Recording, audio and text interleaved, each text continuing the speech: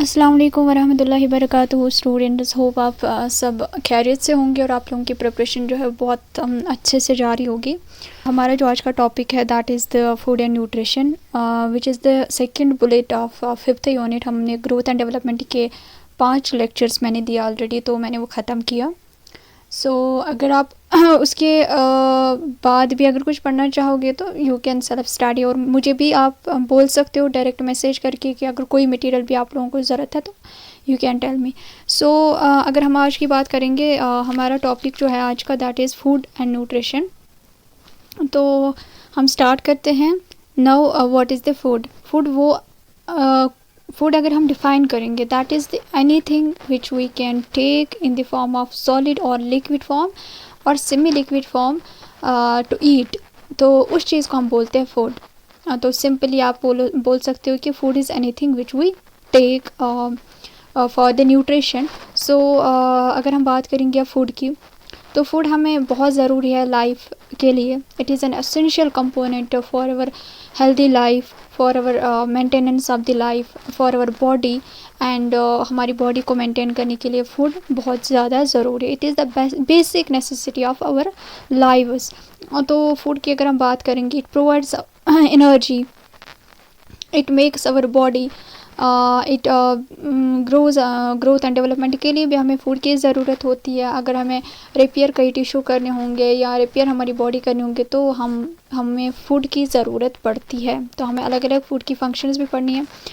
तो अब अगर न्यूट्रिशन की बात करेंगे, बहुत सारे लोगों का मिसकॉन्सेप्शन होता है कि फूड एंड न्यूट्रिशन को एक साथ हम लेते हैं एंड हम कहते हैं कि it is one of the same thing, but it is not a one of the same thing. Food is anything which we take. उसके बाद उसमें प्रोसेसेस क्या होते हैं, वो कैसे डाइजेस्ट होता है, वो कैसे मेटाबोलाइज होता है बॉडी में, वो कैसे एसिमिलेट होता है, वो कैसे एब्जॉर्ब होता है, वो कैसे यूज़ होता है, उन सारे प्रोसेसेस को जो हम पढ़ते हैं उस साइंस को हम बोलते हैं न्यूट्रिशन। तो होपफुली अगर हम बोलेंगे जो न्यूट्रिशन होता है that is the process how we take a food, how it absorbs, how it digests in our body, how it absorbs, how it used up by the different tissues of our body, that is called nutrition। तो hope आप लोगों को समझ आया होगा food and nutrition क्या होता है। Food is simply anything which we take. Yes गुज़ा खेवान पत् सो गुज़ा कित अंदर काम करान, कित डाइजेस्ट गसान, कित एब्जॉर्ब गसान, कित यूज़ गसान बाय डिफरेंट सेल्स, कित एनर्जी प्रोवाइड करान, कित मसल डेवलपमेंट गसान। चीज़ के लिए हमें कौन सी फूड की ज़रूरत पड़ती है, ये सारे पढ़ने के लिए और ये सारी स्टडी करने के लिए nutrition is actually a science. Nutrition is actually a study और a science of nutrients in food. Different nutrients हमारे फूड में होते हैं, चाहे मेजर न्यूट्रेंट्स हो, माइक्रो न्यूट्रेंट्स हो। तो वो सारे न्यूट्रेंट्स पढ़ने के लिए जब हम पढ़ते हैं कि कौन सी बॉडी के लिए कहते हैं कि इम्यूनिटी बढ़ाने के लिए विटामिन सी की बहुत इंपॉर्टेंट ज़रूरत होती है। Vitamin C is the nutrient which is present in the food. उस चीज़ को जब हम पढ़ते हैं कि वो कैसे काम करते, वो कैसे हमारी इम्यूनिटी को बढ़ाते, वो कैसे उस ऑर्गन को या इस ऑर्गन को कैसे वो इफेक्ट करते हो, डिफरेंट न्यूट्रेंट्स कैसे किस चीज़ को इफेक्ट करते हैं। लाइक हम बोलते हैं प्रोटीन जो होता है that helps us to build a muscle. तो उस चीज़ को पढ़ने के लिए जो हम साइंस पढ़ते हैं that is called the nutrition. Okay, तो ये न्यूट्रिशन होता है। अब अगर हम बात करेंगे फंक्शंस, फूड की फंक्शन की, तो फंक्शंस है और डिफरेंट तरीक़ों से। फिज़ियोलॉजिकल फंक्शंस अलग है, साइकोलॉजिकली फंक्शन अलग है, सोशल फंक्शंस अलग है। तो फिज़ियोलॉजिकल फंक्शंस क्या होते हैं? फिज़ियोलॉजिकल फंक्शंस होते हैं जो हमें फ़िज़िकल ग्रोथ एंड डेवलपमेंट के लिए और फूड जब ज़रूरत पड़ती है, जो वो काम करता है हमारी फ़िज़िकल ग्रोथ को बढ़ाने के लिए, उस काम को हम बोलेंगे फ़िज़ियोलॉजिकल फंक्शन। लाइक फूड हमें एनर्जी प्रोवाइड करता है, हम बहुत काम करते हैं, उसके बाद अगर हम काम करेंगे तो हमें फूड की ज़रूरत पड़ती है, हमें एनर्जी की ज़रूरत पड़ती है। उस चीज़ को एनर्जी रिपेयर करने के लिए या एनर्जी प्रोवाइड करने के लिए हम फूड खाते हैं। उसके बाद food helps in body building. अगर किसी को मसल बनाने होते हैं बॉडी बिल्डिंग के लिए, कहीं पे अल्लाह ना करे कभी एक्सटेंट होता है, अब उसको रिपेयर, वो टिश्यूज़, कोई टिश्यूज़ का डैमेज हो गया, कोई बॉडी पार्ट डैमेज हो गया, उस बॉडी पार्ट को रिपेयर करने में कहते हैं कि इसको फ़लानी फूड या इसको ज़्यादा फूड दे दो या ज़्यादा गुज़ा, ज़्यादा न्यूट्रिशन रिलेटेड चीज़ें। तो दैट मीन्स फूड जो हमारी है वो फूड हेल्प करता है बॉडी बिल्डिंग में। फूड रेगुलेटर्स बॉडी प्रोसेसेस, तो फूड रेगुलेट हमारे बॉडी प्रोसेस जो भी होते हैं, लाइक हमारा कार्डियक साइकिल होता है, अंदर से उसको भी एनर्जी ज़रूरत होती है, हमारा रेस्पिरेशन होता है उसको भी एनर्जी ज़रूरत होती है, हमारा ब्रेन फंक्शन करता है उसको भी एनर्जी ज़रूरत होती है, या इवन दो लिवर जो है मेटाबोलाइज करता है डिफरेंट न्यूट्रेंट्स को, लेकिन उसको उस चीज़ को मेटाबोलाइज करने के लिए एनर्जी की ज़रूरत पड़ती है, और that comes from the food. And that is the reason कि हमें बॉडी प्रोसेस से जो भी इनसाइड हो आउटसाइड हो सारे प्रोसेसेस करने के लिए फूड की ज़रूरत पड़ती है। Food provides protection against disease. मैंने इससे पहले मतलब मेंशन किया कि हम फूड जो होती है हमें इम्यूनिटी हेल्प करता है, इम्यूनिटी बढ़ाने में, या इम्यूनिटी हमें प्रोटेक्ट बहुत सारी चीज़ों से करता है। लाइक अगर हमारी बॉडी हेल्थ बहुत अच्छी होगी तो हमें ज़्यादातर इन्फेक्शंस नहीं होते हैं, लेकिन हेल्दी बॉडी होनी चाहिए। इट इज़ नॉट हेयर की थिक एंड थिन, मैं बॉडी कंपोजिशन की बात नहीं कर रही हूँ, थिक एंड थिन हेल्दी होना चाहिए इंसान, चाहे वो फिर थिन हो या थिक हो, इट इज़ नॉट इम्पॉर्टेंट। जब हेल्दी होता है उसकी इम्यूनिटी बहुत अच्छी होती है तो उसको इन्फेक्शन ज़्यादा मतलब ये नहीं करता। अगर हम कहेंगे कि पुराने जो लोग थे उनका न्यूट्रिशन बहुत अच्छा था, मतलब उनका जो फूड होता था दैट वाज द प्योर, उनको हमारी तरह हम ऑयली फूड्स वगैरह खाते, जंक फूड्स वैसे खाते, स्पाइसी फूड्स खाते, तो हमें इम्यूनिटी जो होती है बहुत डिक्रीज, हमें मामूली चीज़ों में से इन्फेक्शन हो जाता है, तो उनको नहीं होता था। दैट मीन्स कि उनका जो फूड था क्लीन था, वो बहुत हेल्दी था। दैट इज़ द रीज़न उनको इन्फेक्शन से बहुत सारे इन्फेक्शन नहीं होते थे। कहते हैं ना आजकल बहुत बीमारियां हुई है, बहुत बीमारियां नहीं हुई है, हमारा खाने का जो है, हमारा डाइट जो है वो वरिष्ठ होता जा रहा है। तो उसके बाद दूसरा फंक्शन है psychological function. Psychological function simple ही है कि हमें साइकोलॉजिकली जो चीज़ें होती है, चाहे हमारा गुस्सा हो, चाहे हमारी इमोशंस हो, स्ट्रेस हो, उन सब के दौरान हमें फूड की ज़रूरत पड़ती है।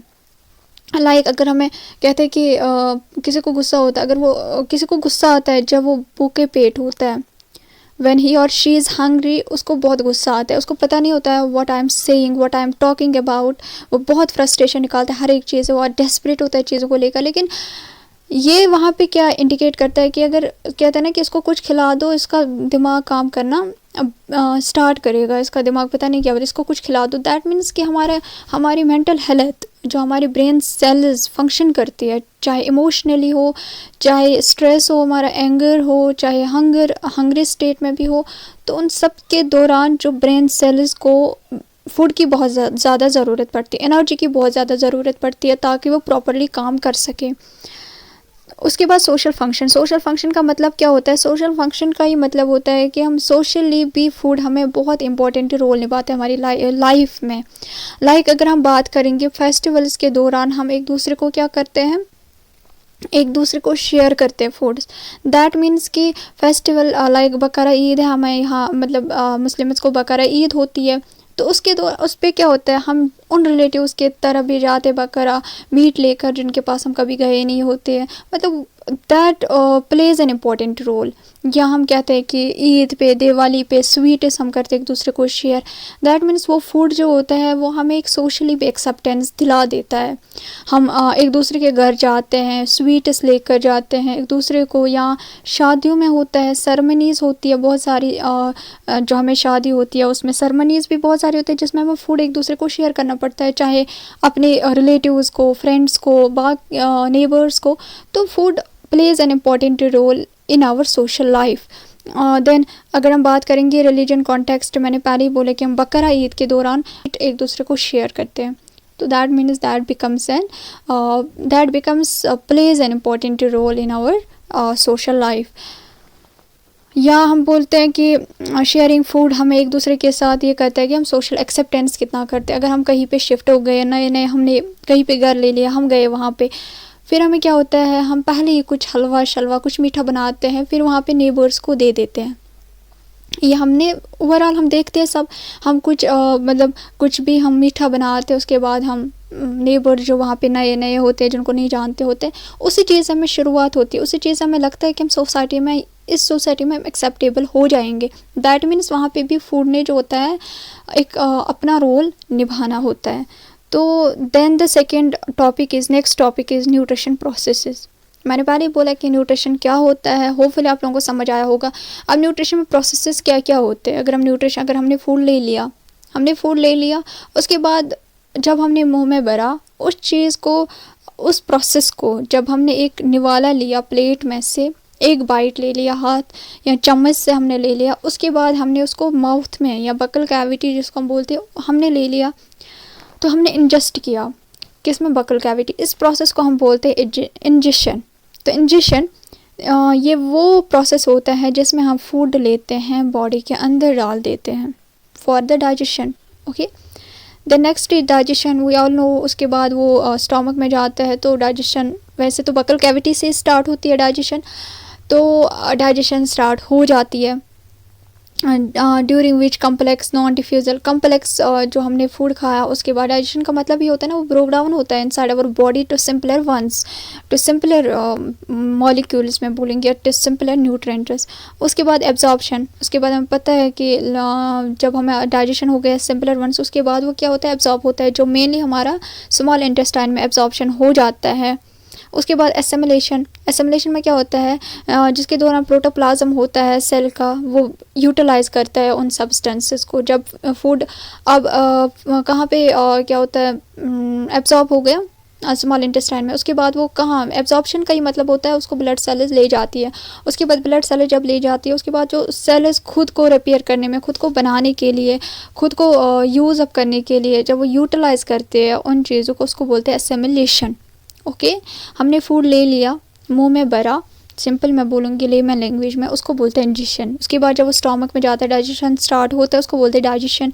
उसके बाद स्मॉल इंटेस्टाइन में वो एब्जॉर्ब होना स्टार्ट हो जाता है। तब तक वो पूरे अच्छे से क्या होता है, एब्जॉर्ब तभी होता है जब फूड पूरी तरीके से क्या हो जाता है, डाइजेस्ट हो जाता है, हज़म हो जाता है, या हम बोलते हैं कि सिंपलेस्ट फॉर्म ऑफ फूड बन जाता है। तो उसके बाद वहाँ पे वो एब्जॉर्ब हो जाता है। एब्जॉर्ब मतलब कि स्मॉल इंटेस्टाइन से लेकर, स्मॉल इंटेस्टाइन किस में डाल देता है, वो ब्लड में, साइज को कथमस ब्लड में गया। ब्लड सेल जो होती है उसको ले जाती है डिफरेंट ऑर्गन्स तक, किसी ने लिया लिवर तक, किसी ने लिया हार्ट तक, किसी ने लिया लंग्स, किसी ने किडनी, ऐसी मतलब जब वो ब्लड सेल्स ले जाती है, फिर वो अपने ऑर्गन्स के जो टिश्यूज़ या सेल जो होती है, जब वो उनको यूटिलाइज़ करते हैं। लाइक अगर हम कहते हैं कि विटामिन सी जो हमने फूड ले लिया, उसके बाद हम कहते हैं कि विटामिन सी जो होती है इम्यूनिटी में, हमें जब उसने इम्यूनिटी ऑर्गन्स के पास ले लिया, तो वहाँ पे वो अपनी इम्यूनिटी बढ़ाने के लिए जो सेल्स वहाँ पे होती है वो यूटिलाइज़ करती है। जब वो यूटिलाइज़ उस प्रोसेस को जब वो यूटिलाइज़ करेंगे अपनी इम्यूनिटी बढ़ाने के लिए, जब हमने विटामिन सी फूड खाया, जब उसने यूटिलाइज़ किया उस इम्यूनिटी बढ़ाने के लिए, that process is called assimilation. Okay, उसके बाद एजिशन का मतलब होता है, अब जो बचा कुचा रहता है स्मॉल इंटेस्टाइन में एब्जॉर्ब हो गया, पच के छोड़ते रोज आता है, जिसको हम वेस्ट मटेरियल बोलेंगे। मैं बहुत ले लैंग्वेज में बोल रही हूँ ताकि सबको समझ आ जाए और बेसिक समझ आ जाए। जब डाइजेशन होता है, लेकिन सारा फूड जो होता है वो यूटिलाइज नहीं होता है बाय द बॉडी, कुछ जो होता है वो वेस्ट मटेरियल होता है। ओके, वेस्ट मटेरियल जब बाहर निकलता है हमें इन द फॉर्म ऑफ फीसेस, तो उस चीज़ को हम बोलते हैं एजिशन। इंजेशन का होता है IN मतलब इन, बॉडी में जाना, और E का मतलब होता है बॉडी से बाहर निकलना, वेस्ट मटेरियल। तो ये सारे प्रोसेसेस न्यूट्रिशन में होते हैं। तो हमें न्यूट्रिशन में डेप्थ में नहीं जाना है। अगर हम न्यूट्रिशन में जाएंगे तो हमें ये सारे प्रोसेसेस अलग अलग करके, सारी प्रोसेसेस बहुत इलाबरेट करके मुझे समझाने पढ़ाने, तो फिर एक टॉपिक को बराबर 1 मंथ लगेगा। बट हाँ, इतना होना चाहिए कि पता होना चाहिए कि कौन सा प्रोसेस कहाँ पे होता है और कौन सा प्रोसेस न्यूट्रिशन के अंदर आता है। देन न्यूट्रिशन का ऑब्जेक्टिव क्या होता है, ये हमें पता है कि physical mental development of human being promote करता है, building and repairing of the muscle cells या टिश्यूज़ हम बोलते हैं, जो भी बॉडी टिश्यूज़ होते हैं, एनर्जी प्रोवाइड करते हैं न्यूट्रिशन। अगर हमें कोई इन्फेक्शन होते हैं, डिसऑर्डर्स होती है, डिफिशेंसीज होती है, अगर हम फूड खाते हैं उस चीज़ को फिर वो रिपेयर करता है और हमें बचाता भी, प्रोटेक्ट करता है। कुछ definitions are related to food and nutrition. Diet, आप लोगों ने सुना ही होगा व्हाट इज़ डाइट। डाइट वो है जो हमें खाना चाहिए, जो हम खाते हैं हर दिन, जो हम हर दिन खाते हैं ना, अगर हम सुबह से लेकर शाम तक अगर हमने 4 मील्स खाए, लाइक सुबह चाय पी, ब्रेकफास्ट में चाय पी हमने, लंच में हमने खाना खाया, उसके बाद हमने इवनिंग में फिर से चाय पी, जो हमारा कश्मीरी कल्चर है, तो उसके बाद हमने शाम को डिनर में फिर से खाना खाया, तो हम बोलेंगे कश्मीरी पर्सन का ये डाइट है, और डाइट फॉर द डे। तो बाहर तो ये नहीं है, बाहर अलग है, कोई मेजर 3 मील्स ही खाता है, कोई 2 मील्स ही खाता है मेजर, कोई 4 मील्स खाता है, कोई स्मॉल मील्स खाता है, लेकिन frequently for 5 to 6 times a day खाता है। तो हम इस चीज़ को जो बोलते हैं ना, सुबह से लेकर शाम तक जो खाता है इंसान, उसका शेड्यूल जो रहता है, उसका जो पूरा दिन का जो स्केड्यूल रहता है, that is called the diet. Okay, उसके बाद बैलेंस डाइट होता है जिसमें हमें जो खाना होता है वो लेते हैं। एक्चुअली में हमें एक पोर्शन होना चाहिए कार्बोहाइड्रेट वाला, एक पोर्शन होना चाहिए प्रोटीन वाला, एक पोर्शन होना चाहिए फैट वाला, एक मिनरल, चाहे विटामिन्स हो चाहे मिनरल्स हो। तो एक बैलेंस डाइट, अगर हमें सपोज़ हमें प्रोटीन लेना होता है दिन में 1 किलोग्राम बॉडी के हिसाब से 1 ग्राम। ओके, अगर कोई 50 किलोग्राम वेट है किसी का, तो उसको प्रोटीन लेना है 55 ग्राम्स या 50 से 55 ग्राम्स तक। तो जब वो उतना पूरा मतलब वही खाएगा, फ़ैट ज़्यादा नहीं खाएगा। अगर उसको फ़ैट 20 ग्राम से खाने हैं दिन में, तो वो 20 ग्राम से खा रहा है, जितना उसको बॉडी को ज़रूरत होती है उतना ही वो खा रहा है, वो ज़्यादा नहीं खा रहा है। लाइक हमने फ़ैट ही हम खाते हैं आजकल बहुत ज़्यादा, मतलब हमने अगर हम कार्बोहाइड्रेट भी बहुत खाते हैं और हम काम नहीं करते हैं, वो भी लास्ट में टिश्यू जो फैट सेल्स होती है उनमें कन्वर्ट होते हैं। तो अब अगर हमने उतना ही खाया जितना हमें यूज़ अप हो रहा है बॉडी से, और हमारी बॉडी जो प्रोपोर्शन है वो बराबर रहता है, ना तो ज़्यादा यूज़ हो रहा है तो लीन बॉडी हो जाएगी, ना तो ज़्यादा हम खा रहे हैं तो हमारी बॉडी में जमा हो जाएगा। तो दैट मीन्स एक बैलेंस डाइट वही होता है जितना हमें रिकमेंड किया गया है कि कितना खाना चाहिए उतना ही खाना है जितना हमारी बॉडी इस्तेमाल कर रही है कामों में, फ़िज़िकल एक्टिविटीज़ में। तो उस चीज़ को हम बोलते हैं बैलेंस डाइट। बैलेंस डाइट होता है बैलेंस से रखना, चाहे हमारी बॉडी प्रोपोर्शन हो, हेल्थ हो, मेंटल हेल्थ हो, चाहे हमारा फूड हो, चाहे हमारा न्यूट्रिशन हो, उस चीज़ को बैलेंस करके रखना, that is called the balance diet. Then recommended dietary allowance, ये न्यूट्रिशन पॉलिसी, ये न्यूट्रिशन एक क्या बोलते हैं सर, न्यूट्रिशन प्रोग्राम के थ्रू दिया जाता है। आरडीए वो होता है जो हमें रिकमेंड किया जाता है बाद न्यूट्रिशन नेशनल न्यूट्रिशन पॉलिसी के दौरान हमें ये रिकमेंड किया जाता है कि कितना इंसान को दिन में खाना चाहिए। ओके, ये डिफरेंट होता है, रीजनली ये डिफरेंट होता है। लाइक अगर हम बात करेंगे एशिया में कॉन्टिनेंट के हिसाब से ये डिफरेंट है, आरडीए कॉन्टिनेंट के हिसाब से डिफरेंट है। यहाँ पे आरडीए अलग है और अफ्रीका कॉन्टिनेंट्स में अलग होगा, ऐसे ही ऑस्ट्रेलिया कॉन्टिनेंट में अलग होगा। तो क्योंकि वहाँ का एनवायरनमेंट, आरडीए जो होता है that is affected by this some like environment के हिसाब से, फिज़िकल एक्टिविटीज़ के हिसाब से, इंटेंसिव वर्क के हिसाब से, या मेंटल एबिलिटीज़ के हिसाब से। तो इन सब चीज़ों के हिसाब से आरडीए हमें दिया जाता है। आरडीए इज़ द लाइक हमें प्रोटीन का आरडीए दिया गया है। हमें अगर किसी का बॉडी वेट मैंने अभी बताया 50 ग्राम्स है, 50 किलोग्राम्स है, तो उसको 50 ग्राम्स ऑफ प्रोटीन लेना है दिन में। That means it is the RDA for the protein. उसको इतना ही लेना है, उसको ज़्यादा ना लेना है ना कम लेना है इससे। ओके, अगर उसको फ़ैट दिया गया है 20 ग्राम्स उसको लेना है, तो आरडीए हम हिसाब मतलब अगर किसी का 50 किलोग्राम्स वेट है बॉडी का, उसको फ़ैट लेना है 20 ग्राम्स। ओके, तो उसको वो आरडीए है, दैट मीन्स उसको उतना ही खाना है, उसको उससे ज़्यादा और उससे कम नहीं खाना है। और फैट जो होना चाहिए वो that should be a good fat. Deficiency disease, अभी मैंने बोला अगर हम कोई न्यूट्रिएंट नहीं खाते हैं उस चीज़ से हमें बॉडी में डिजीज़ होती है, तो उसको बोलते हैं डेफिशिएंसी डिजीज़। डेफिशिएंसी मतलब डेफिशिएंट होता है, डेफिशिएंट मतलब लॉस होना, डेफिशिएंट होना मतलब जो एब्सेंस होगा हमारी बॉडी में। अगर हम विटामिन ए नहीं खाएंगे मतलब फूड में, हमने न्यूट्रिशन में विटामिन ए की डेफिशिएंसी पाई गई, हम विटामिन ए उतने प्रॉपरली क्वांटिटी में नहीं खाते हैं, तो हमें डेफिशिएंसी डिजीज़ होती है लाइक ब्लाइंडनेस। ओके, तो डेफिशिएंसी डिजीज़ होती है जब हम कोई न्यूट्रिएंट कम मिकदार में खाएंगे, तो हमें फिर डेफिशिएंसी होती है बॉडी में, क्योंकि वो बराबर एक क्वांटिटी में नहीं पाया जाता है बॉडी में, तो उस वजह से क्या होता है, डेफिशिएंसी डिजीज़ होती है। फूड जो होता है कॉन्स्टिट्यूट किया गया है, फूड में कुछ न्यूट्रिएंट्स होते हैं, कुछ कंपोनेंट्स होते हैं फूड में, that is called nutrients. Okay.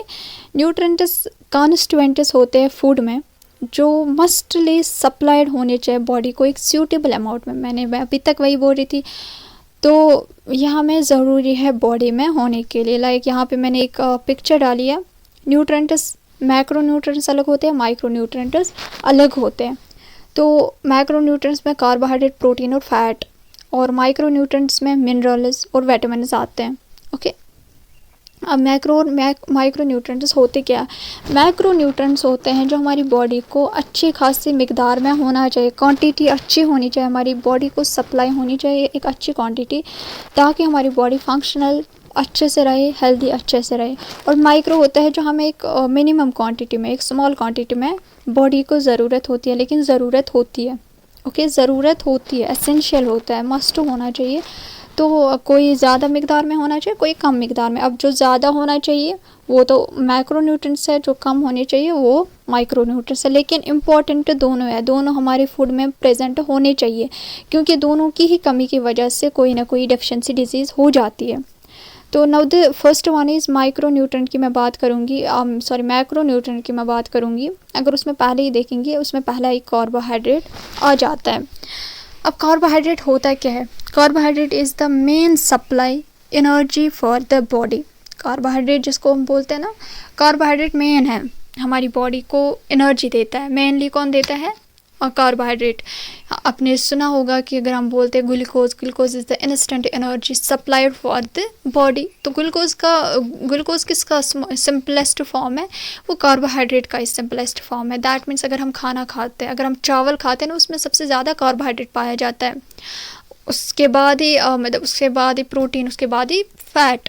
तो उसके बाद अगर मैं रोटी की बात करूँ, उसमें भी कार्बोहाइड्रेट। तो दैट मीन्स कि कार्बोहाइड्रेट हमारी बॉडी में main important supplier of the energy है, जो हमें एनर्जी सप्लाई करता है। तो अब इसमें दो टाइप्स है, अवेलेबल कार्बोहाइड्रेट और अनअवेलेबल कार्बोहाइड्रेट। अवेलेबल कार्बोहाइड्रेट क्या होता है? जो हमारी बॉडी में लार्ज क्वांटिटी में प्रेजेंट होते हैं, like cereals, legumes, pulses, potatoes. ये सिंपल कार्बोहाइड्रेट्स में simple carbohydrate like sugar, fruit, honey वगैरह।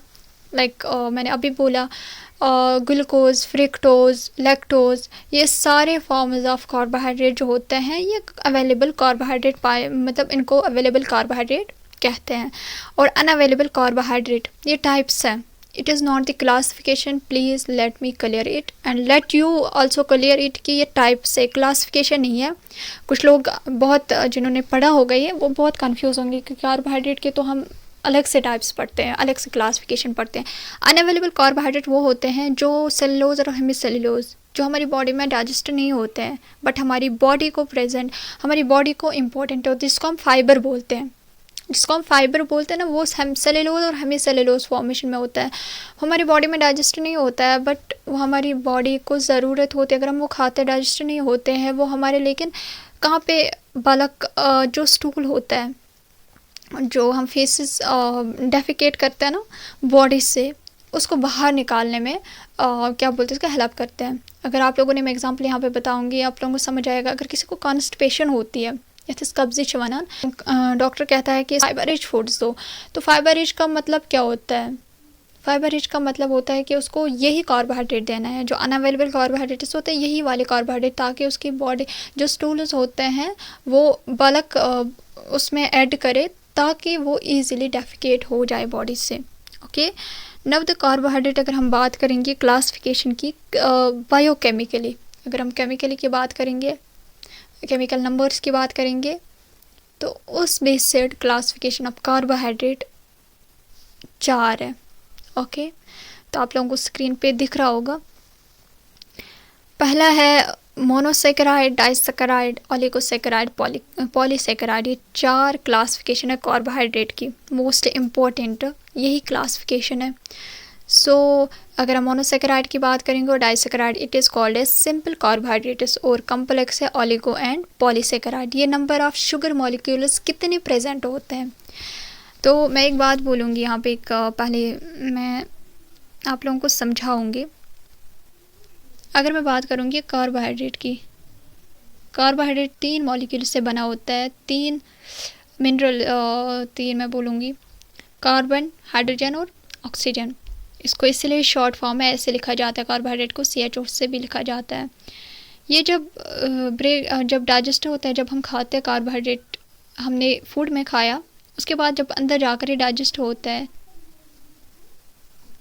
इसका फाइनल जो होता है ना, सिंपलेस्ट फॉर्म इसका, ये बनाता है शुगर मॉलिक्यूल लास्ट में, शुगर मॉलिक्यूल्स। तो ये बनाता है sugar molecules. Please focus on my words, writing दो तीन क्लियर नहीं है, तो क्या बोलते हैं इसको, ये बनाते हैं शुगर मॉलिक्यूल्स। तो दैट मीन्स कि अब जो कार्बोहाइड्रेट है उसका जो लास्ट वाला सिंपल फॉर्म ऑफ डाइजेस्टेड, या हम बोलेंगे सिंपल फॉर्म ऑफ कार्बोहाइड्रेट जो इनसाइड बॉडी होता है, that is the sugar molecules. तो मोनोसैकेराइड होते हैं 1 शुगर मॉलिक्यूल, जिसमें 3 आते हैं, ग्लूकोज, फ्रक्टोज एंड गैलेक्टोज। उसके बाद डाइसैकेराइड दो शुगर मॉलिक्यूल्स का बना होता है, लाइक ग्लूकोज प्लस फ्रक्टोज से बना होता है। जब हम मोनोसैकेराइड 2 मिलाकर बनाते हैं, ग्लूकोज और फ्रक्टोज बनाकर क्या होता है, सक्रोज, जिसको हम टेबल शुगर भी बोलते हैं, जो हमें घर में मौजूद होता है। उसके बाद ग्लूकोज प्लस गैलेक्टोज बनाकर लैक्टोज होता है, जो मिल्क शुगर होता है। Then maltose, it is glucose plus glucose, तो माल्टोज बनाता है। तो ये डाइसैकेराइड है। ओलिगोसैकेराइड क्या होता है, जो 2 शुगर मॉलिक्यूल से लेकर 10 शुगर मॉलिक्यूल्स मिलाकर शुगर मॉलिक्यूल बनाता है। तथ छ वनान ओलिगोसैकेराइड, तथ में ज़ीवान रेफिनोज और स्टैकियोज। ओके, रेफिनोज और स्टैकियोज। तो होपफुली आप लोगों को ये समझ आ रहा होगा। और कम्प्लेक्स दूसरा वाला है पॉलीसैकेराइड, जिसमें मोर देन 10 मॉलिक्यूल्स होंगे। Okay, more than 10 molecules of sugar molecules. उसमें स्टार्च आता है, ग्लाइकोजन आता है, सेल्यूलोज आता है। इन्हीं को हम बोलते हैं क्या, स्टार्च। अगर हमने सुना होगा, स्टार्च हमारी प्लांट्स में sugar stored form of energy होता है, और ग्लाइकोजन हमारी बॉडी में स्टोर्ड फॉर्म। अगर हमने कुछ बहुत खाना खाया, सपोज़ हमने बहुत चावल खाया, उसमें से तो 50% हमारा यूज़ अप हुआ फिज़िकल एक्टिविटीज़ में, जितना हमने काम किया उसमें एनर्जी हो गई ख़त्म। ओके, अब जो 50% बचा वो कहाँ रहेगा, वो तो हमारी बॉडी में कहीं ना कहीं स्टोर रहेगा। मतलब अगर कुंजचेवान स्टॉक बहुत ज़्यादा आता है, कुछ यूज़ हो गया सपोज़, तो कुछ तो रहता है ना हमारी बॉडी, हम वहाँ पे रहता है, वो स्टोर रहता है। ओके, तो ये स्टोर जब रहता है हमारी बॉडी में, जो वो शुगर मॉलिक्यूल्स, छोटे छोटे शुगर मॉलिक्यूल्स होते हैं, चाहे फ्रक्टोज हो, गैलेक्टोज हो, ग्लूकोज हो, वो मिलकर, तो हम ज़्यादातर ग्लूकोज की बात करते हैं क्योंकि ग्लूकोज ही हमारी बॉडी में बनता है। तो ग्लूकोज मिलाकर जो पॉलीसैकेराइड बनाता है, दैट इज़ द ग्लाइकोजन, जो हमारी बॉडी में क्या रहता है, स्टोर्ड एनर्जी। ऐसे अगर हम प्लांट की बात करेंगे, वहाँ पे जो ग्लूकोज मॉलिक्यूल्स होते हैं, वो जब पॉलीसैकेराइड बनाता है, that is called the starch. Okay, और सेल्यूलोज वही है जो मैं अभी ऊपर पढ़ा रही थी, it is the fibre which is not digested in our body, but it adds bulk in stools and help us in defecation. Okay, and helps in defecation. So hopefully आप लोगों को ये तो समझ आया होगा कि सिंपलेस्ट। अब मैं एक लेमन लैंग्वेज में भी बोलूँगी कि अगर इस मकान च बनावन, सच बना 7 इंचेस बनावन, ब्रिक्स जो होती है, छोटी छोटी ब्रिक्स मिलाकर एक बड़ा मकान बनाता है। ऐसे ही छोटी छोटी शुगर मॉलिक्यूल्स मिलाकर एक कार्बोहाइड्रेट मॉलिक्यूल बनाता है। एक कार्बोहाइड्रेट बड़ा सा मॉलिक्यूल बनाता है, चाहे वो फिर मतलब ग्लाइकोजन सबसे मतलब स्टोर्ड फॉर्म होता है, ऐसे कार्बोहाइड्रेट। तो दैट मीन्स कि छोटे छोटे मॉलिक्यूल्स जो कार्बोहाइड्रेट का होता है, ये क्या होता है, हमें ग्लूकोज हम अक्सर लाते हैं दुकान से, वो सिंपलेस्ट फॉर्म होता है। सुई छ बनान बॉडी मज एक्चुअली लास्ट पे सुई बनान बॉडी मज, सुई पे गसान वन आबस में ग्लूकोज त्रावन पे चोन, या लागान ड्रिप लगाते हैं हॉस्पिटल्स में, वो क्या होता है, ग्लूकोज ही होता है ना, मतलब वन को ग्लूकोज। तो वो सिंपलेस्ट फॉर्म, वो बाहरी सिंपलेस्ट फॉर्म हम बनाते हैं। लेकिन अगर इसमें स्विच फॉर्म आसान, स्विच बतस मज नान लास्ट पे, स्विच चाय मज नान, स्विच षच मज नान, सिनस मज नान कार्बोहाइड्रेट, पे सह खेवान। सह अंदर बॉडी अल्लाह ताला सह कुदरत थोमज, सह गसान ब्रेक डाउन, सह बनान सिंपलेस्ट फॉर्म। सिंपलेस्ट फॉर्म बनान ग्लूकोज तथ अंदर, पे सह सेल करान यूज़। अगर इसकी मतलब सपोज़ मैं अभी पढ़ा रही हूँ तो मुझे दिमाग को तो ज़रूरत क्या है, दिमाग को तो ग्लूकोज़ की ज़रूरत है ना, मतलब एनर्जी की तो ज़रूरत है। तो अगर मैंने सुबह चाय पी या रोटी खाई मैंने या खाना खाया, तो वही हो रहा है अंदर से ब्रेक डाउन, वही हो रहा है यूज़ अप, मेरी ब्रेन सेल्स वही यूज़ कर रही है। तो होपफुली आप लोगों को कार्बोहाइड्रेट वाला समझ आया होगा। अब मोनोसेकेराइड में डाइसेकेराइड, ओलिगोसेकेराइड, पॉलीसेकेराइड समझ आया होगा। तो अगर मैं फंक्शन की बात करूँगी, मैंने पहले ही बोला फंक्शन कार्बोहाइड्रेट का मेन है प्रोवाइड एनर्जी, हमें एनर्जी फैट भी कर रहा है, ये बात याद रखना। दैट इज़ द, लेकिन वो है dense form of energy in our body. तो जो हम बोलते हैं ना, जब हमें बहुत लॉस्ट लॉन्ग जब हम रहते हैं तो उस टाइम हमें ज़रूरत होते हैं। कार्बोहाइड्रेट प्रोवाइड एनर्जी, ये मेन सोर्स है एनर्जी का। Carbohydrate spare protein for body building function. अभी यहाँ पे स्पेयर प्रोटीन क्या होता है, ये प्रोटीन को बचाता है, क्योंकि अगर कार्बोहाइड्रेट प्रेजेंट नहीं होगा बॉडी में, हमने बहुत टाइम से कार्बोहाइड्रेट नहीं खाया, तो हमारी बॉडी टिश्यू जो होते हैं वो ब्रेक डाउन हो जाएंगे। वो हमें क्या करेंगे, अगर ना सपोज़ कौन आसान वारिया टाइम बाद मतलब कौन बीमार आसान वो नहीं खा पाता है जो जितना उसको खाना पड़ता है, तो वो धीरे धीरे होकर उसके मसल्स ब्रेक डाउन होते हैं, वो धीरे धीरे जाकर पतला होता जा रहा है, कमज़ोर होता जा रहा है। व्हाट डज दैट मीन, क्योंकि उसको कार्बोहाइड्रेट नहीं मिल रहा है जो उसको डेली फंक्शनिंग के लिए, जो हमारी बॉडी फंक्शन कर रही है अंदर से, चाहे वो फिज़िकली फिर उतना एक्टिव हो या ना हो, बट हमारी बॉडी तो ये कर रहा है ना काम। लाइक उसका हार्ट चल रहा है, उसको रेस्पिरेटरी सिस्टम चल रहा है, उसका किडनी सिस्टम चल रहा है, उसके बाकी सिस्टम चल रहे हैं, डाइजेशन के लिए भी एनर्जी की ज़रूरत होती है। तो यम सिस्टम इल्तमस अंदर किन चले आए, उसकी एनर्जी तो हो रही है अंदर से यूज़ अप हो रही है, लेकिन वो उतना नहीं खा पा रहा है।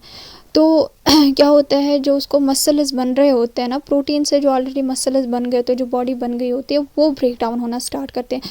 बट प्रोटीन करान एनर्जी रिलीज़ बॉडी में, इसलिए कार्बोहाइड्रेट बचाता है उस प्रोटीन को यूज़ अप होने में फॉर द एनर्जी। उसका अलग काम है, प्रोटीन का भी काम है, अगर हम प्रोटीन खा रहे हैं उसका अलग काम है, बॉडी वहाँ पे उसको ज़रूरत है। तो दैट इज़ द रीज़न कि कार्बोहाइड्रेट जो होता है वो प्रोटीन को बचाता है, किसके लिए, उसको सिर्फ बॉडी बिल्डिंग का ही काम है, तो उसको वही पे काम करना है। और डाइटरी फाइबर, मैंने अभी बोला कि हम फाइबर लेते हैं, cellulose, hemicellulose, that is the, वो हमारी बॉडी में तो डाइजेस्टेड नहीं होता है, बट वो हमारी लार्ज इंटेस्टाइन में जाकर जो स्टूल्स होते हैं उनमें बलक जो होता है ऐड करता है, that help us in defecation, और वो उसी के साथ निकल जाते हैं फिर बाहर। ओके, उसके बाद सोर्सेज है कार्बोहाइड्रेट के, लाइक शुगर है, स्टार्च है, all other except milk and sugar, all other sugars are derived from the plants. Okay, ये बात याद रखना। The major sources are gum, sugar, honey, fig, grapes, sugarcane, raisin, sweets and fruits extra carbohydrate में मिलते हैं।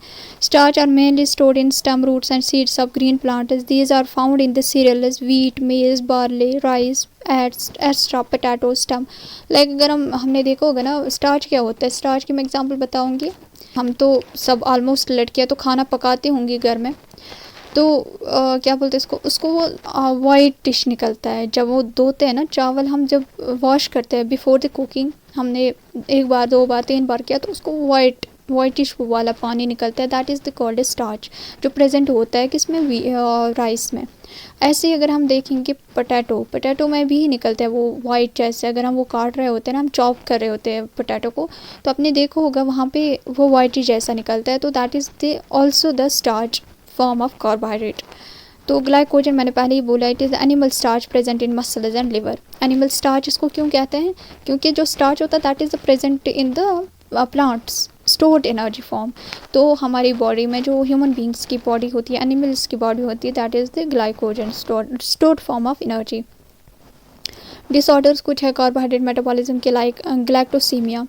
ग्लैक्टोसीमिया वो होता है जब हमारी body inside galactose use up नहीं कर पाती है due to deficiency of some gene, some heredity problem. ये होती है कि कोई जीन हमें प्रेजेंट नहीं होती है जो हमें ग्लैक्टोज को कन्वर्ट करे, तो वहाँ पे जो ग्लैक्टोज है वो ईज़िली यूजेबल नहीं होता है हमारी बॉडी से, तो वहाँ पे ग्लैक्टोसीमिया डिजीज़ होती है। और डायबिटीज़ सबको पता है, जब इंसुलिन अच्छे से रिलीज़ नहीं होगा तो डायबिटीज़ ये शुगर पेशेंट वनान कार्बोहाइड्रेट वारिया ज़्यादा खेमो, शुगर गसान यूटिलाइज बॉडी मज कहें, सह बॉडी में जमा गसान, तम वजह से गसान diabetes. Lactose intolerance disorder, lactose intolerance ये होता है कि कहें पेशेंटन दूध से एलर्जी तमन बना दूध चोन कहें कुछ होते हैं, मतलब मुझे भी पहले था, तो उनको मिल्क वो नहीं पी पाते हैं क्योंकि मिल्क में जो कार्बोहाइड्रेट होता है, जो शुगर होता है, दैट इज़ द लैक्टोज, और वो हमारी बॉडी इनटॉलरेट कर रही है, मतलब नहीं कर रही है टॉलरेट, किसी ना टॉलरेट नहीं कर पाती है, तो उस वजह से क्या होता है, शुगर वहाँ पे लैक्टोज इंटॉलरेंस होता है, या तो वो डायरिया होता है, या तो उसको कॉन्स्टिपेशन होता है, या तो उसको पूरा गट सिस्टम पूरा बैठ जाता है, तो तथ वन लैक्टोज इंटॉलरेंस डिसऑर्डर, या मतलब लैक्टोज टॉलरेट ग बॉडी मज कहें ना। तो this was the carbohydrate. Now the protein is the second micro nutrient. मैं कार्बोहाइड्रेट और प्रोटीन पढ़ाऊँगी आज इंशाल्लाह। तो protein is the micro nutrient जो हमारी बॉडी मसल मास के लिए बहुत इम्पॉर्टेंट है। जो कार्बोहाइड्रेट था वो एनर्जी के लिए है, जो प्रोटीन है that is the body building of our body. अगर इस मसल बॉडी मज बनावन, लाइक अगर इस मसल फॉर्मेशन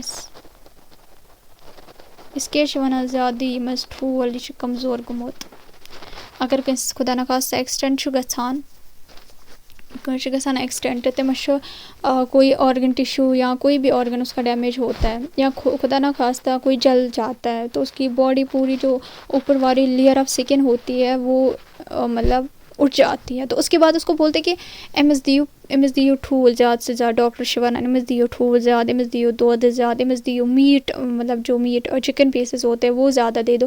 क्या इन सारे सारी सोर्सेज ऑफ प्रोटीन जो होता है ना वो इम्पोर्टेंटली हमारी बॉडी मसल्स के लिए, इस माश वन किस वन मसल जो हमारी बॉडी के वो बढ़ाने के लिए इम्पोर्टेंट होते हैं, हमारी बॉडी बिल्डिंग बनाने के। अगर इसका कुछ जाए कहाँ ऑर्गन को डैमेज, उसको डैमेज हमें जो कार्बोहाइड्रेट है वहाँ हेल्प नहीं करेगा, वहाँ हमें प्रोटीन हेल्प करेगा उस ऑर्गन को वापस रिपेयर करने में। तो दैट इज़ द रीज़न कि प्रोटीन जो हमारा है वो हेल्प करता है हमें बॉडी बिल्डिंग में। बॉडी बिल्डिंग क्या होता है? बॉडी बिल्डिंग ये होता है कि अगर हम सपोज घर का कोई कमरा है डैमेज हो गया, तो अब तो ब्रिक्स लगानी है हमें वो बनाने के लिए, सीमेंट की ज़रूरत होती है, ब्रिक्स की ज़रूरत होती है। जो ब्रिक्स का काम होता है ना, वो ब्रिक्स का काम ही प्रोटीन करता है, वो उसको बनाता है। एक बिल्डिंग को जो ब्रिक्स बनाता है ना, ऐसे ही हमारी बॉडी को जो बनाता है दैट इज़ द प्रोटीन। तो प्रोटीन जो होता है वो हमारी बॉडी को बनाता है। नाउ द प्रोटीन जो होता है यह स्मॉलेस्ट यूनिट से बना होता है, जैसे कार्बोहाइड्रेट स्मॉलेस्ट यूनिट से बना था जिनको हम शुगर यूनिट्स बोलते हैं।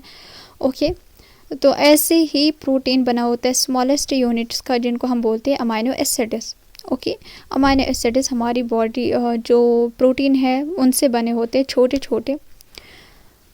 It was recognized by the chemists in the early 19th century, including Swiss chemist Johannes Jacob Berzelius, तो जिसने टर्म दी प्रोटीन की। टर्म ग्रीक वर्ड है प्रोटियोस, यमुक मतलब छ होल्डिंग फर्स्ट प्लेस। अगर साइन बॉडी में का मैक्रो न्यूट्रेंट इम्पोर्टेंटली साइन बॉडी में सर्वे को ज़्यादा ज़रूरत आसान से जो आसान प्रोटीन। ओके, अब मैंने अभी बोला अगर इस मकान को ऐसा बनाऊँ, उस मकान को बनाने के लिए हमें मेन इम्पोर्टेंट है बेस होती है, और उस बनाने के लिए फिर अंदर वो कैसे रहे, लेकिन चार दीवारी तो बिल्ड होनी चाहिए, और चार दीवारी बिल्ड करने के लिए हमें क्या चाहिए, ब्रिक्स चाहिए। उन ब्रिक्स का ही काम करता है, जो वो छोटी छोटी ब्रिक्स होती है ना, उन ब्रिक्स का ही काम करता है प्रोटीन हमारी बिल्डिंग, हमारी बॉडी जो होती है, हमारी बॉडी पूरी ऊपर से नीचे तक वो बनाता है प्रोटीन। ओके, तो वो जो ब्रिक्स छोटी छोटी होती है उनको बोलते हैं अमाइनो एसिड्स। मैंने अभी बोला कार्बोहाइड्रेट का भी, यहाँ पे मैंने इसका बोला। अब फंक्शंस क्या है? फंक्शंस स्ट्रक्चरल, अगर हम बोलते हैं कार्टिलेज, टेंडनस, हेयर, नील्स, इनको फॉर्म करने के लिए हमें क्या है, प्रोटीन की बहुत ज़्यादा ज़रूरत है। कंट्रैक्टाइल मसल्स बनाने के लिए, मसल को कंट्रैक्ट करने में, मसल को रिलैक्स करने में हमें इम्पोर्टेंट है प्रोटीन। ट्रांसपोर्ट, हीमोग्लोबिन हमारी बॉडी में ट्रांसपोर्ट कैसे हो जाएगा, वहाँ पे प्रोटीन की बहुत ज़्यादा ज़रूरत होती है। ग्लोबिन क्या है? ग्लोबिन तो प्रोटीन है। हीम जो है that is the iron part, और ग्लोबिन जो है that is the protein part. That means हमें हीमोग्लोबिन वन ब्लड 10 पॉइंट तक वन HB ते हीमोग्लोबिन इसका इतना है।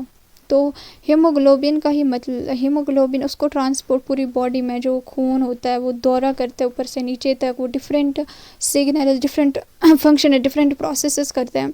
तो उसको मतलब बॉडी में ट्रांसपोर्ट करने के लिए प्रोटीन की ज़रूरत होती है। एल्बुमिन को ट्रांसपोर्ट करने के लिए इम्पोर्टेंट होता है स्टोरेज, जो फेरिटिन को storage, ferritin is the iron part of the haemoglobin, उसको स्टोरेज करने में ये इम्पॉर्टेंट है। हार्मोनल, ये हार्मोन्स को भी लाइक इंसुलिन, ग्रोथ हार्मोन्स, उनको भी काम करने के टाइम प्रोटीन की ज़रूरत होती है। एंजाइम, एंजाइम्स को भी काम करने की टाइम ज़रूरत होती है। प्रोटेक्शन, ये भी इम्यूनिटी के दौरान इम्यूनिटी में प्रेजेंट होना चाहिए क्योंकि ये वहाँ हेल्प करता है।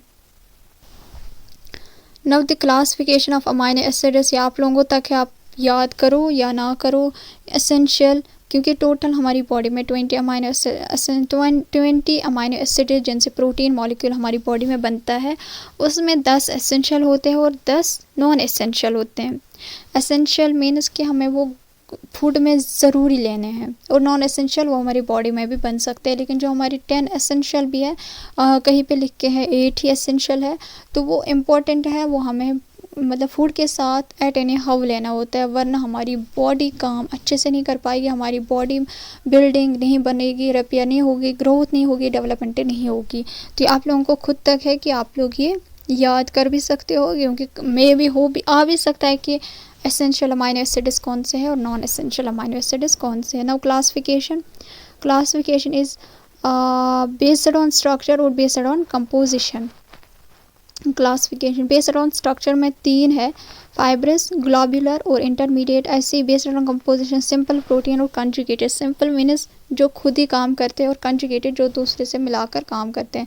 एल्ब्यूमिनस, ग्लोबिनस, हिस्टोनस, सेक्युलोरोप्रोटीन। ऐसे कंजुगेटेड, फॉस्फोप्रोटीन, ये फॉस्फेट के साथ मिलाकर काम करते हैं। ग्लाइकोप्रोटीन, ग्लाइकोजन के साथ मिलाकर काम करते हैं। न्यूक्लिक एसिड्स के साथ मिलाकर जो प्रोटीन काम करते हैं उसको न्यूक्लियोप्रोटीन कहते हैं। क्रोमोप्रोटीन, क्रोम के साथ जब वो काम करेगा तो प्रोटीन, लाइपोप्रोटीन, लिपिड्स के साथ।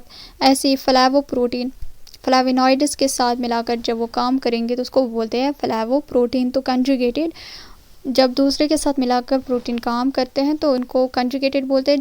जब वो खुद अकेले काम करेंगे तो उनको बोलते हैं simple protein. Now the sources of protein, sources मैंने पहले ही बोला, उसमें 2 टाइप्स ऑफ सोर्सेज होते हैं, लेकिन जो मेन इंपॉर्टेंट सोर्स होता है वो एनिमल सोर्स होता है। अगर कोई भी बीमार पड़ता है, कभी भी उसको बोलेंगे कि उसको कभी ये नहीं बोलेंगे कि लाइक सनफ्लावर सीड्स कॉर्न दे दो, ग्रेन नट्स दे दो, तमिश वनान ठूल दियेमस, दूध दियेमस, और फिश दियेमस या चिकन पीस दियेमस, क्योंकि एनिमल प्रोटीन जो होता है, एनिमल सोर्स, जो एनिमल सोर्स से आएगा प्रोटीन उसको एनिमल सोर्स प्रोटीन बोलते हैं। जो प्लांट से आएगा वो प्लांट सोर्स। तो ये सिंपल बात है। तो एनिमल सोर्स प्रोटीन का जो बायोलॉजिकल वैल्यू होता है क्वालिटी प्रोटीन होता है। तो अच्छे वन क्वालिटी प्रोटीन अच्छे दालन मजदे प्रोटीन वारिया ज़्यादा, मगर इस क्वालिटी प्रोटीन सु मिलान एनिमल सोर्स, लाइक एग में, egg is one of the quality protein. और टॉप मोस्ट क्वालिटी प्रोटीन अगर इस वनो सु ठूल आसान, तो हमें मतलब वो बराबर बायोलॉजिकल वैल्यू रखता है। तो ऐसे meat, fish, poultry, eggs, milk and cheese, these are the animal sources. Plant sources को corn, grain, nuts, sunflower seeds, sesame seeds and बहुत सारे और भी है, पल्सेस वगैरह वो भी है। नाउ द प्रोटीन डिसऑर्डर्स, अगर मैं प्रोटीन डिसऑर्डर्स की बात करूँगी, अब मैं अगर बात करूँगी कि जीन्स की वजह से कुछ जीन्स हमारी बॉडी में प्रॉपर्ली काम नहीं करते, तो उसकी वजह से प्रोटीन, जो प्रोटीन फॉर्मेशन या जो प्रोटीन को फंक्शनल करने में जीन्स इम्पॉर्टेंट होनी चाहिए वो काम अच्छे से नहीं कर पाते। तो वहाँ पे जब डिसऑर्डर होता है तो वो कुछ डिजीज़ है यहाँ पे, Alzheimer disease, Parkinson disease, polyglutamine disease, amyotrophic lateral sclerosis और प्रेजेंट डिजीज़। ये सिर्फ याद रखना है, उसके बाद आप लोगों को प्रोसेस नहीं पढ़ना है कि ये और जब जीन्स प्रॉपर्ली नहीं काम करते हैं तो उस वजह से ये डिजीज़ होते हैं। इम्पोर्टेंट प्रोटीन के लिए 2 ही है, ये वाली प्रोटीन, एनर्जी, माल न्यूट्रिशन। ये प्रोटीन की भी और एनर्जी दोनों की जब हमें कमी होती है तो उस वजह से 2 डिजीज़ होती है। तो ये आप लोग को इम्पोर्टेंट है, प्लीज़ ये आप लोग पढ़ना। तो इसमें प्रोटीन, एनर्जी, माल न्यूट्रिशन में 2 प्रोटीन से क्या होता है, क्वाशकर, ओके जब हम जितना हमें प्रोटीन लेना होता है हम नहीं लेते हैं, ये बच्चों की बात है, बच्चों में ज़्यादा होता है माल न्यूट्रिशन। अगर हमें स्कीम्स भी पढ़नी है, नेशनल न्यूट्रिशन पॉलिसी वगैरह है, पोषण अभियान है वगैरह, वो क्यों रखा गया है? क्योंकि यहाँ हिंदुस्तान में बहुत ज़्यादा प्रोटीन एनर्जी माल न्यूट्रिशन की मतलब माल न्यूट्रिशन की बहुत ज़्यादा दिक्कत है। यहाँ बहुत सारे बच्चे इवन लैक्स करोड़ इसमें बच्चे जो होते हैं वो माल न्यूट्रिशन है, क्योंकि उनको उतना न्यूट्रिशन नहीं मिलता है। 6 मंथ्स तक न्यूट्रिशन बच्चे का बहुत इंपॉर्टेंट है, मैंने ऑलरेडी बताया, क्योंकि ग्रोथ जो होती है, डेवलपमेंट जो होती है वो बहुत तेज़ी से होती है, और ग्रोथ डेवलपमेंट जब बहुत ज़्यादा होती है तो उस वजह से न्यूट्रिशन जो है वो बहुत इंपॉर्टेंट है। तो अगर प्रोटीन की अब कमी की वजह से जो डिजीज़ होती है that is called the kwashiorkor. Okay ये should the first child gets when the new child comes. ये क्या हुआ ना, ये गोडनिक बच्चस युथी मतलब 1 साल नहीं हुआ होता है, 6 मंथ्स या 7 मंथ्स, मतलब कुछ टाइम ही हुआ होता है बच्चे को, 1 साल हो गया तो दूसरा बच्चा हो गया माँ को। अब जो इस बच्चे को न्यूट्रिशन मिलना चाहिए या जो उसको ब्रेस्ट फीड मिलना चाहिए, अच्छे से मिलना चाहिए, माँ उसका ख्याल नहीं रख पाती है। तो अब दो बच्चों का ख्याल रखना है, तो उस बच्चे को अब न्यूट्रिशन नहीं मिलता, प्रोटीन नहीं मिलता है, उसको ब्रेस्ट फीडिंग अच्छे से नहीं मिलती है, बाकी न्यूट्रिशन नहीं मिलता है, तो वो पहले बच्चे को हो जाता है। तो प्रोटीन उसको बोलते हैं क्वाशकर। तथ में के सिम्टम्स आसान इस याद थवन, थिन एंड ब्रिटल हेयर उसमें हो जाते हैं, मून लाइक फेस हो जाता है, अडेमा हो जाता है, अत में अडेमा गसान, अडेमा मतलब क्या, हमें आब गसान जमा एब्डोमेन में, यथ एस्केल्टस भी बोलते हैं। तो एब्डोमेन में जब पानी जमा होता है, फ्लूइड जमा होता है, तो उसको एडिमा बोलते हैं। तो ये उस टाइम हम बोलते हैं कि हेल्दी नहीं होता है वो, एक्चुअली में वो उसको डिजीज़ होती है, उसको प्रोटीन की कमी होती है। और दूसरा होता है जब प्रोटीन और एनर्जी दोनों को लेकर जब कमी हो जाती है, ना तो एनर्जी उतना, ना तो वो कार्बोहाइड्रेट उतना ले पाता है, ना तो प्रोटीन ले पाता है जितना उसको बॉडी की ज़रूरत होती है उस टाइम। तो वो क्या हो जाता है, उसको मसल जो होता है, मसल डिक्लाइन होती है, वेस्टिंग होती है, तिमश गसान मतलब बहुत पतला होता जा रहा है। तो उस वजह से क्या हो जाता है, उसको एक डिजीज़ होती है तो मेरास्मस वनान। मेरास्मस में भी थिन और ब्रिटल हेयर होता है, लेकिन इसमें कौन सा फेस होता है, मंकी लाइक फेस। उसमें मोन लाइक फेस होता है, इसमें मंकी लाइक फेसेस होते हैं, ये बात याद रखना। और लॉस ऑफ मसल मास हो जाता है, ये मेरास्मस की बात है। तो होपफुली आप लोगों को आज का लेक्चर जो है वो बहुत अच्छे से समझ आया होगा। Thank you so much.